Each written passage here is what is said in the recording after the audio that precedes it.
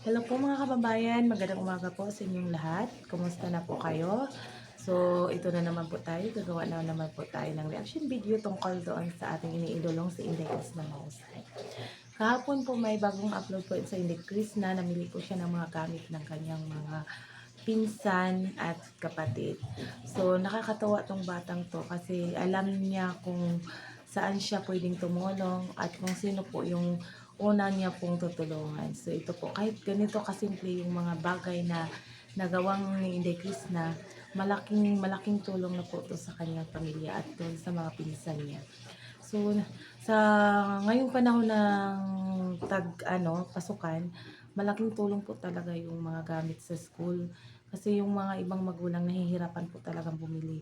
Kahit ako, kahit meron po akong trabaho, hindi pa po ako nakabili talaga ng school supplies. Mamaya papa-enroll ko pa yung dalawa kong anak, pupunta kami sa school.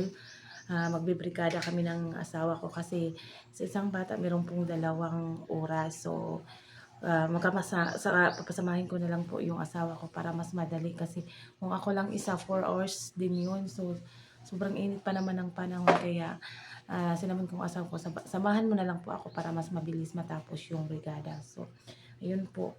So, sobrang nakakatuwa kay Inday Kiss na kasi pinag-isipan niya po talaga kung ano po yung ibibigay niya na tulong doon sa mga pamangkin niya, doon sa pamangkin niya, sa pinsan niya. Kasi laking ginhawa po to sa kanyang tito at tita. Kahit ganun kasimple yung mga bagay na naibigay ni Inday Chris na galing yan po sa kanyang puso. Kasi kung meron pa po talaga siyang malaki-laking pera, hindi lang po yata yung bibilihin niya. Kukumpletuhin po sana siguro ni Inday Chris na kaso kulang pa siya sa budget, kakasimula pa lang niya kaya nag-iipon pa tong batang to. So nagpapasalamat pa rin tayo sa ginawa ni Inday Chris na pamimili ng mga gamit lalo na yung si Ate Inday niya na nakakatuwa talaga. Kasi yun po yung ano talaga malapit talaga si Inday Chris na doon kasi sila yung laging kasama ni Inday Chris na sa bukid.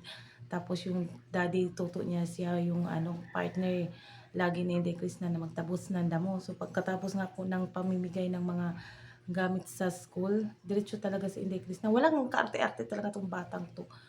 Hindi man lang nagsuot ng jacket. Yung iba kasi pag nagtatabas ng damo, kompleto naka-jacket, nakapan baba pa. Pero si Indigris go na go talaga yung batang niya. Pero mayroon po talaga akong nahalata sa kanya. Parang kuminis talaga yung mukha ni Indigris na naging fresh na fresh. Hindi ko alam kung bakit. Siguro in love tong batang to. In love tong batang to kasi lalong gumaganda. Oo, mas tumagal, lalong gumaganda talaga si Inday Chris na. Hindi ka magsasawang tumingin sa kanyang mukha, hindi ka magsasawang pagmasdan yung mga mukha niya. So, yun po yung na bali nakaka-proud talaga yung ginagawa ng bata.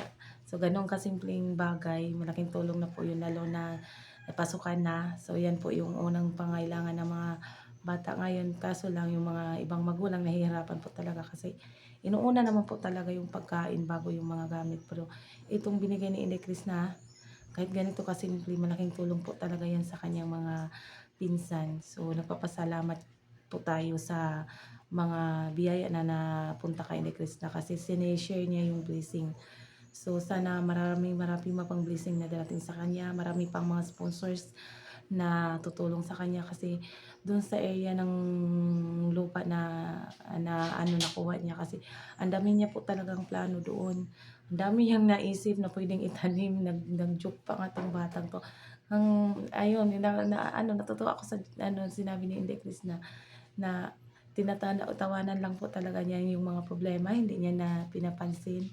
So, kayang-kaya niya po talaga harapin yung mga pagsubok sa buhay. So, sinabi niya na yung area na nililinisin nila, doon kasi itatayo yung farmhouse niya soon. So, ang dami niya nang naisip na sana matupad mo agad yan, Day. Mapatayuan mo agad ng mas maganda taniman talaga ng gulay everyday kasi pwede kang kumita doon. Tapos, yung mga bulaklak, Day, maganda din. Tapos, unahin mo talaga yung mga gulay. So, gulay kasi is na everyday na nakakain mo yan. Tapos pwede mong ibenta kung marami na. So, marami pa talaga siyang ang lawak kasi ng area, so marami talaga siyang pwedeng gawin doon. So ang ating suporta kung anong mga video na ginawa ni Inday Chris na huwag niyong i-skip yung ads sa akin. Meron akong dalawang cellphone tas TV. Yung isa kasing babae, nandun sa lola niya. Hindi ko alam kung nanonood yun. Pero alam ko nanonood siya kasi idol na idol niya si Inday Chris na.